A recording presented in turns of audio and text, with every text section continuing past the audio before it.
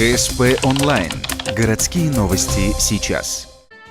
Накануне Дня всех мужчин в Ухтинской полиции прошел праздничный концерт. Поздравления в свой адрес услышали те, кто имеет полное право отмечать День защитника Отечества.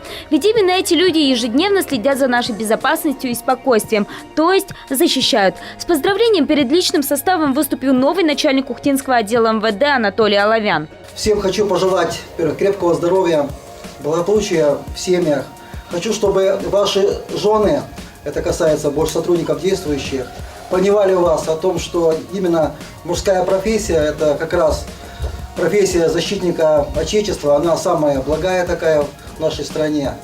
После концерта в их честь ухтинские полицейские сами отправились раздавать поздравления своим подшефным. В преддверии 23 февраля они навестили ребят из интерната номер 2, чтобы не только напомнить о празднике, но и сказать, как важно вырасти настоящим мужчиной.